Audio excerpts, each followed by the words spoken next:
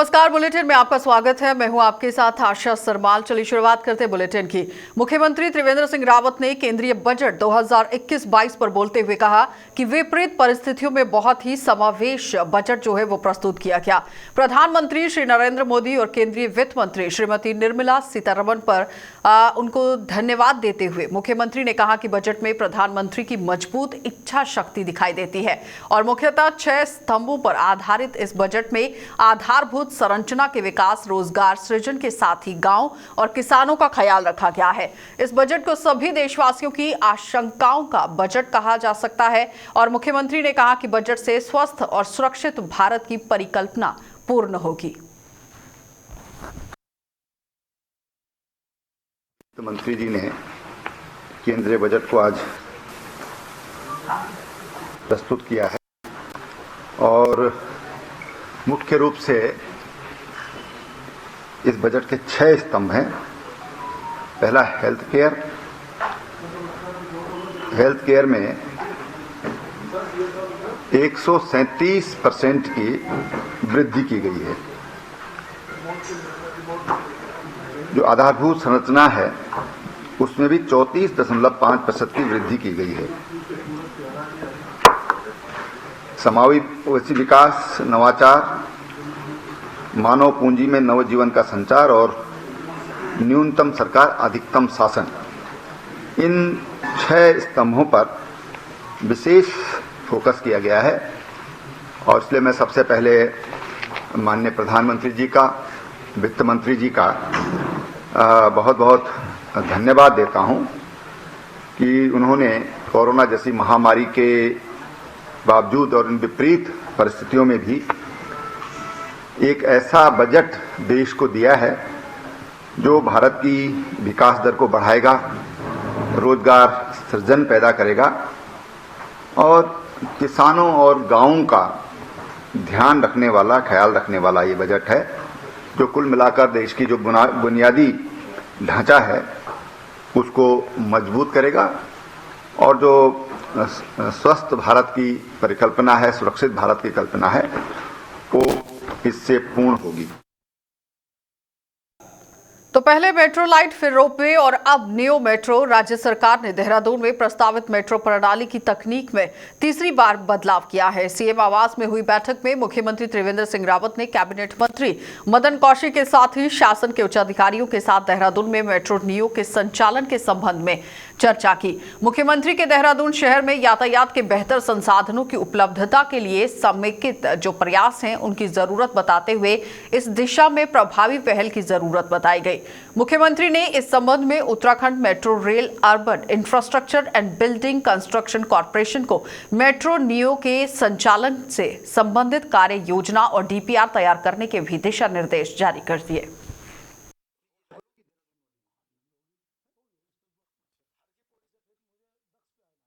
कल हुआ है देहरादून के लिए मेट्रो न्यू करने के लिए सबको कहा कि आप इसको तत्काल व्यवस्था बनाइए।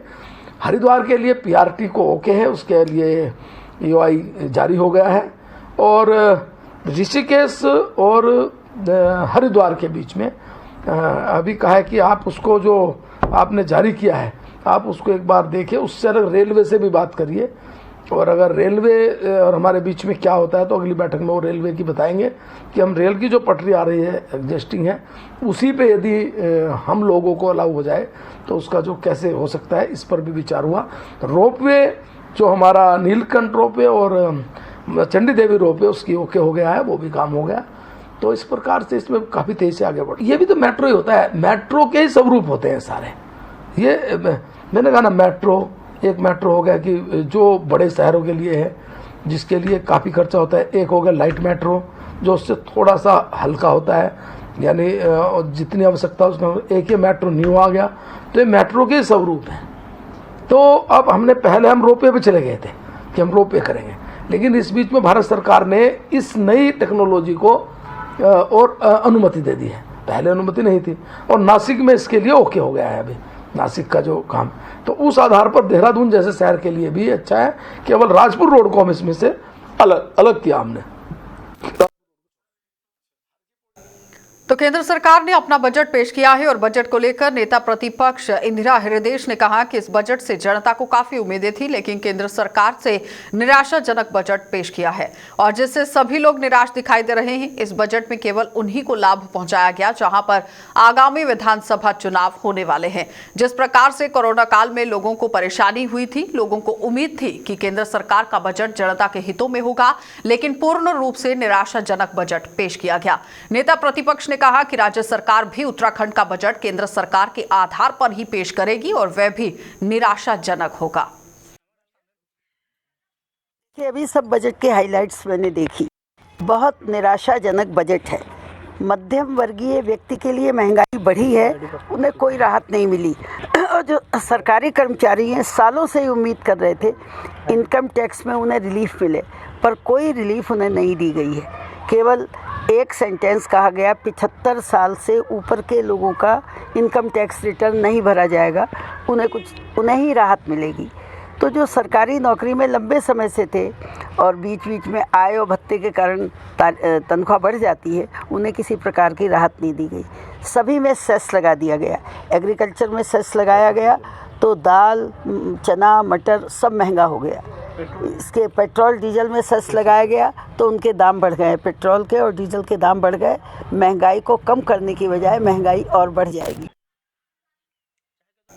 उत्तराखंड में 2022 के विधानसभा चुनाव को लेकर आम आदमी पार्टी ने तैयारी तेज कर दी है। चुनावों की तैयारियों और गति देने के उद्देश्य को लेकर दिल्ली के उप मुख्यमंत्री मनीष सिसोदिया देहरादून पहुंचे हैं, जहां उन्होंने केजरीवाल अभियान की शुरुआत कर दी। देहरादून पहुंचकर मनीष सिसोदिया ने पत्रकार वार्ता की और उत्तराखंड के लोगों को बेहतर स्वास्थ्य सुविधाएं, शिक्षा, बिजली और पानी की सुविधा देने की बात कही। उन्होंने बीजेपी और कांग्रेस पर भी निशाना साधते हुए कहा कि पिछले 20 सालों में मात्र बीजेपी और कांग्रेस ने उत्तराखंड को छलने का काम किया है, लेकिन आम आदमी पार्टी जो कहती है वो करके दिखाएगी। इस दौरान मनीष सिसोदिया ने 70 विधानसभाओं के लिए वीडियो वैन को हरी झंडी दिखा दी और अपने इस अभियान के तहत आम आदमी पार्टी ने राज्य में 1 लाख नए सदस्य बनाने का भी लक्ष्य रखा है, जो 45 दिनों तक राज्य की सभी 70 विधानसभाओं में चलाया जाएगा। इस अभियान के दौरान आम आदमी पार्टी राज्य में 6500 जनसभाएं भी करेगी।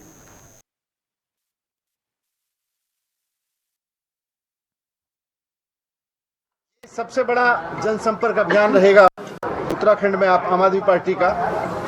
यहाँ पर 70 वीडियो वैन, यानी कि हर विधानसभा के लिए एक डेडिकेटेड वीडियो वैन यहाँ से अभी हम लोग रवाना करेंगे, उनको फ्लैग ऑफ करेंगे। और इन 70 वीडियो वैन्स में 350 कार्यकर्ता, हर एक वैन में लगभग 5 कार्यकर्ता डेडिकेटेड कार्यकर्ता रहेंगे। लगभग 350 कार्यकर्ता अगले 45 दिन तक उत्तराखंड की हर एक विधानसभा में गांव-गांव तक जाएंगे, कस्बों में जाएंगे, सभाएं करेंगे और अरविंद केजरीवाल जी का मैसेज देंगे।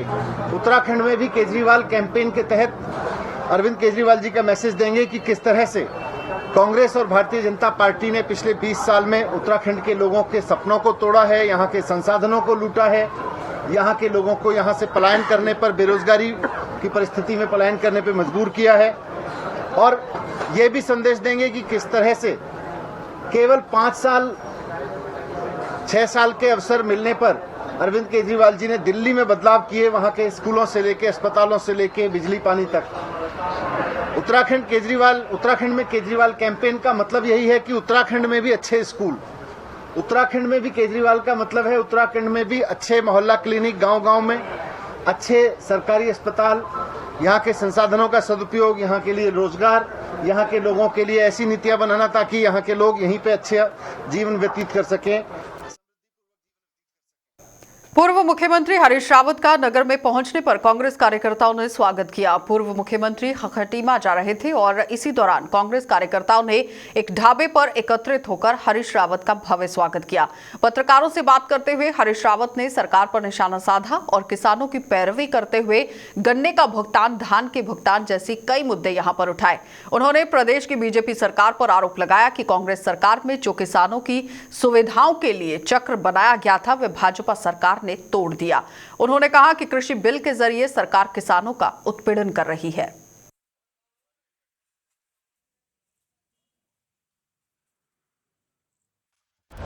जल विद्युत निगम, उस निगम के साथ हमने एमओयू किया है सरकार का कि आप सभी चीनी मिलों में हमारी बिजली पैदा करने वाले लगाओ, ताकि चीनी मिलों की आमदनी बढ़ सके और किसान का समय पर भुगतान हो सके। इन्होंने वो सारा चक्र तोड़ दिया।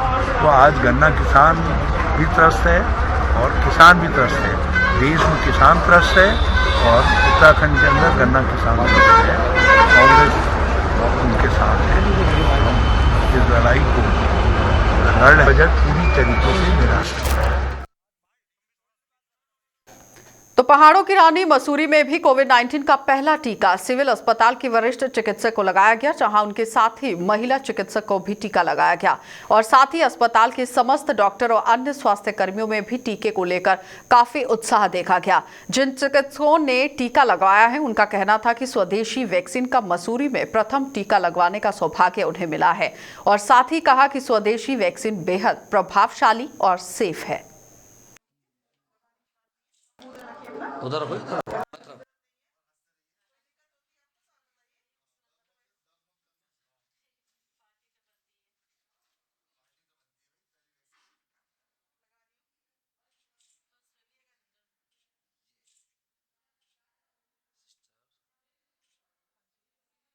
मैं तो पहले से उत्साहित थी, पर हल्का सा वो पिन प्रिक का जो डर लग रहा था कि ये सुई लगेगी तो कैसा लगेगा, लेकिन जो सिरिंज सप्लाई में आई है वो शायद बहुत ही अच्छी है। कब लगी और मुझे बिल्कुल पेनलेस इंजेक्शन है और कोई अभी तक तो प्रॉब्लम मुझे नहीं है और जो हमारी स्टाफ है उन्होंने भी बहुत अच्छी तरह लगाया, कोई समस्या नहीं है। कोई मैसेज देना चाहेंगे? बिल्कुल, सब लोग आगे इंजेक्शन लगवाएं, ऐसी कोई समस्या नहीं। कि अब तो कितने इंजेक्शन लग चुके हैं पूरे ऑल ओवर इंडिया ना, घबराने की बिल्कुल ज़रूरत नहीं है, बहुत सुरक्षित टीका है ये। पहला टीका मुझे कोविड वैक्सीन का मसूरी में लगा है। मैं बहुत गर्व महसूस कर रहा हूँ अपने आप में, क्योंकि ये स्वदेशी वैक्सीन लगाने का मुझे सौभाग्य प्राप्त हुआ है। ये वैक्सीन बहुत सेफ है और बहुत अच्छी है, कोई साइड इफ़ेक्ट नहीं है और सबको लगाना चाहिए। आज 100 लोगों को लगेगा।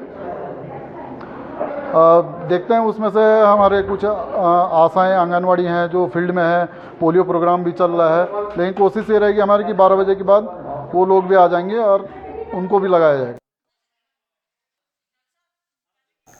पुलिस मुख्यालय से जारी हुई ट्रांसफर पॉलिसी के तहत अब मार्च महीने के पहले सप्ताह में पुलिस विभाग में तबादले होना शुरू हो जाएंगे और जिसमें सबसे बड़ी चुनौती अब पहाड़ मैदान में स्थित दारोगा रैंक पर बनी है।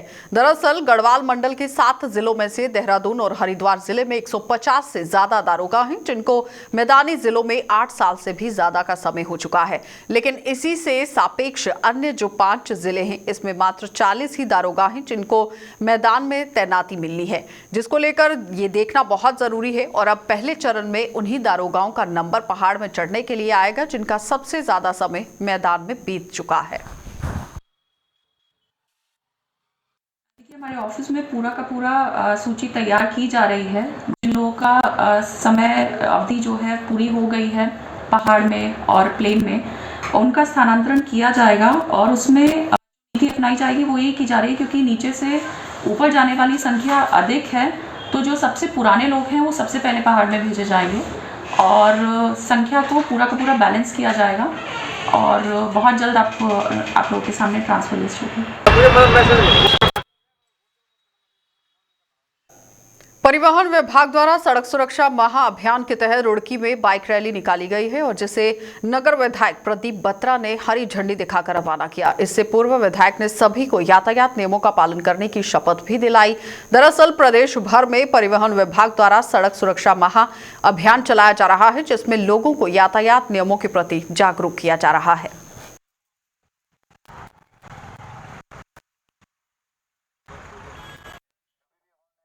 आज ये रैली का आयोजन किया जा रहा है। परिवहन विभाग द्वारा इसका आयोजन किया गया है और हमारी भारतीय जनता पार्टी की युवा मोर्चा की टीम यहाँ पर उपस्थित है, जिसके जिलाध्यक्ष सचिन गुजर और मंडल अध्यक्ष अर्चित गर्ग और कुणाल सचदेवा यहाँ पर मौजूद हैं, जो अपनी टीम के साथ यहाँ आए हैं। पूरे शहर में रैली निकाली जाएगी, यातायात के नियमों का पालन किया जाएगा और लोगों को जागरूक किया जाएगा कि लोग रॉन्ग साइड ना चलें, लोग सीट बेल्ट का प्रयोग करें, हेलमेट लगाकर चलें। इस जितने भी नियम कानून है सबके बारे में जागरूक करने के लिए आज ये रैली आदर्श नगर से शुरू होकर रामनगर में समापन होगी। आप जानते हैं कि सुरक्षा माह मनाया जा रहा है 18 जनवरी से 17 फरवरी तक। इसी के क्रम में माननीय विधायक जी से निवेदन किया गया था हमारे और ARTO महोदय द्वारा कि जिसमें जन सहयोग की आवश्यकता है और आपको इसमें इनिशिएटिव लेंगे, तो विधायक जी ने इसी क्रम में और जिला भाजपा के युवा मोर्चा के जिलाध्यक्ष श्री सचिन गुज्जर जी द्वारा एवं समस्त अधिक पदाधिकारियों द्वारा इसमें अच्छा सहयोग दिया गया है और आज इसी क्रम में एक रैली निकाली जा रही है युवा मोर्चा की। और पहली बार ऐसा हो रहा है कि कोई राजनीतिक दल इस तरह का सहयोग दे रहा है अवेयरनेस के लिए, रोड सेफ्टी के लिए। तो आज ये रैली यहाँ से आदर्श नगर से शुरू होकर के वापस ये नगर निगम पे समाप्त होगी, जो शहर के विभिन्न मार्गों से होकर के जाएगी और लोगों को यातायात के नियमों के प्रति जागरूक करेगी। दून मेडिकल कॉलेज को नया प्रभारी MS मिल गया है। दरअसल अब तक दून मेडिकल कॉलेज के MS डॉक्टर के टमटा थे, लेकिन उनके स्वास्थ्य बिगड़ने के बाद दून मेडिकल कॉलेज ने ये फैसला लिया है। वहीं प्रभारी MS डॉक्टर KC पंत ने कहा कि जो भी जिम्मेदार दून मेडिकल कॉलेज से उन्हें बनाया गया है, यानी जिम्मेदारी जो उन्हें सौंपी गई है, उसे वो बखूबी निभाएंगे।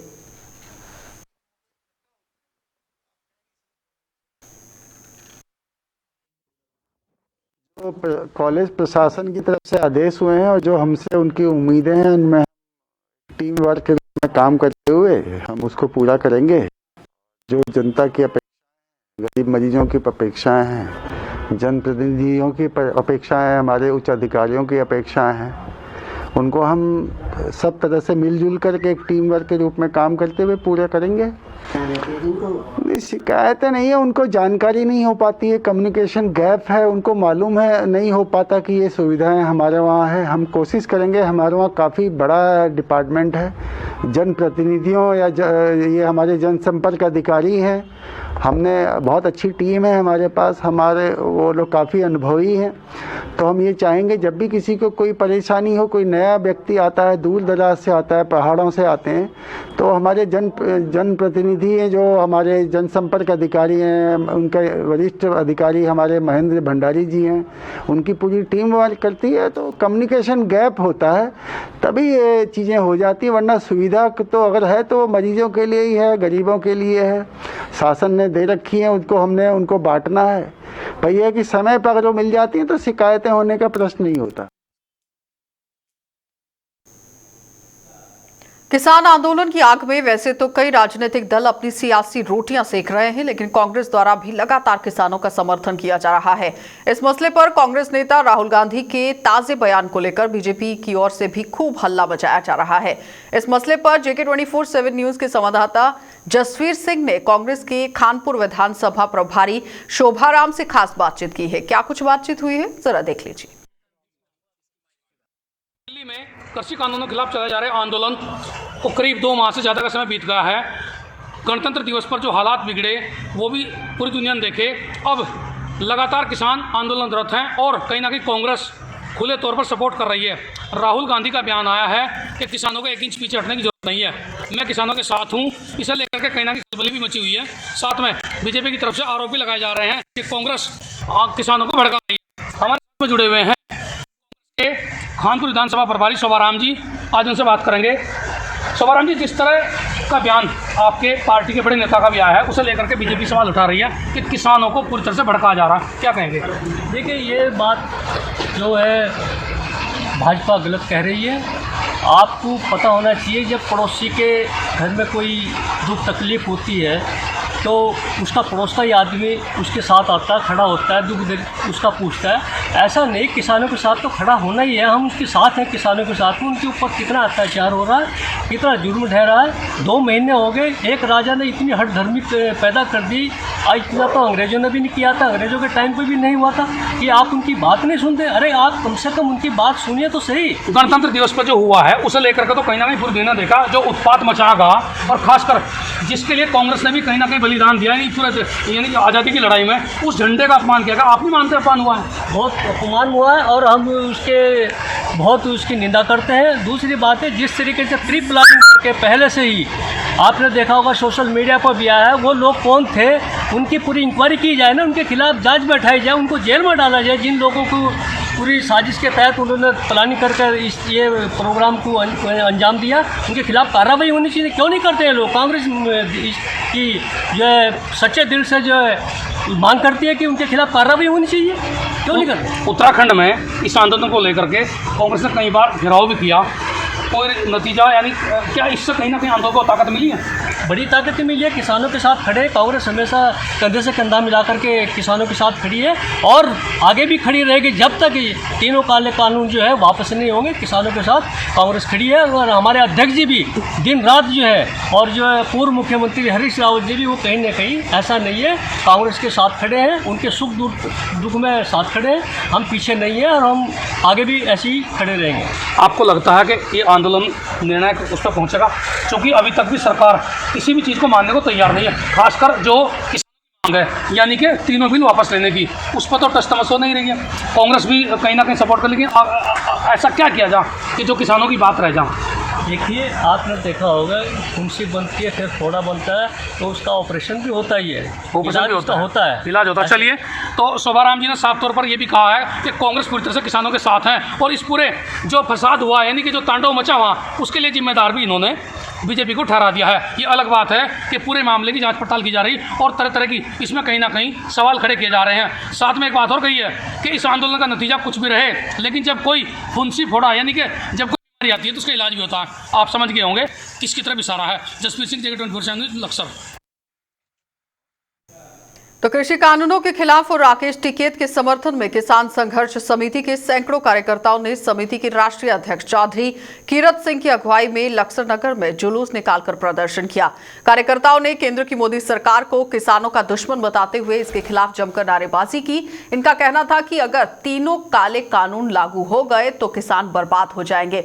चौधरी कीरत सिंह ने कहा कि 26 जनवरी की घटना के लिए खुद सरकार जिम्मेदार है और बीजेपी के लोगों ने ही ट्रैक्टर रैली में शामिल होकर शर्मनाक घटना को अंजाम दिया ताकि किसान बदनाम हो सके। उन्होंने ऐलान किया कि यदि सरकार ने तीनों कानूनों को रद्द नहीं किया तो वो हरिद्वार में रेल और सड़क का चक्का जाम करेंगे।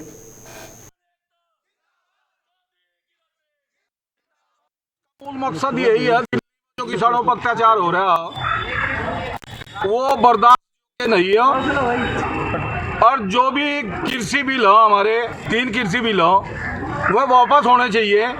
उसमें आप लोगों से हमने प्रेस वार्ता की, इन्हें जब भी नींद आ रही, कोई सुनने के लिए तैयार नहीं है। और मैं कहना चाहता हूं, जैसा लाल किले पर किसी ने झंडा फहराया, वो उन्हीं के लोग थे बीजेपी के, बिल्कुल खुले मन से कहना चाहता हूं। उन्होंने दंगा भड़कवाई है, किसानों का कोई रोल नहीं है इस पर। और मैं कहना चाहता हूं, अगर सेंट्रल सरकार इस पर भी ना जागी तो इतना बड़ा आंदोलन होगा कि ये भुगता नहीं जानेगा। लक्सर में रेल का चक्का जाम मैंने ऐलान कर दिया है, अभी 5-7 रोज में रेल का चक्का जाम होगा और जो फ्लाईओवर है उसके बीच में जाम लगाऊंगा, बिल्कुल उससे पीछे नहीं हटूंगा, चाहे मेरी जान चली जाए। हमारे चौधरी कीरत सिंह साहब ने जो अल्फाज कहे उन पर हम सब के सब तैयार हैं। वो हिंदू हो, मुस्लिम हो, सिख हो, ईसाई हो, हम जितने भी काश्तकार हैं हम इनके साथ साथ हैं। अगर वहाँ राकेश टिकैत है तो यहाँ चौधरी वो क्या सिंह है, हम इनके साथ साथ हैं। जो भी काम ये करेंगे हम इनके साथ साथ बिल्कुल तैयार है मुकम्मल, चाहे देहरादून जाए चाहे दिल्ली जाए। लक्सर किसानों द्वारा जो है ज्ञापन जो है माननीय प्रधानमंत्री जी के नाम और दूसरा जो है महामहिम राष्ट्रपति के नाम किया गया है। हम इस माध्यम से अभी पहुँचाएंगे। तो रुड़की से सटे झबरेड़ा नगर पंचायत क्षेत्रों में जगह जगह पर लगे कूड़े के ढेर मुसीबत का सबब बन रहे हैं और कूड़े के ढेर से उठने वाली बदबू से लोगों का जीना मुहाल हो गया है। स्थानीय लोगों ने कई बार कूड़ा निस्तारण को लेकर नगर पंचायत अधिकारियों से गुहार भी लगाई, लेकिन समस्या का समाधान नहीं हो पाया, जिसके चलते लोगों में काफी ज्यादा रोष बना हुआ है। नगर पंचायत चेयरमैन ने भी दावा किया है कि आने वाले कुछ समय में ही कूड़ा निस्तारण प्लांट बना दिया जाएगा, जिसके बाद इस समस्या का समाधान हो जाएगा। उन्होंने बताया कि हाल ही में जिलाधिकारी हरिद्वार ने क्षेत्र में निस्तारण प्लांट की अनुमति दी थी, जिसके चलते किराए की भूमि को लेकर जल्द ही कूड़ा निस्तारण प्लांट बना दिया जाएगा।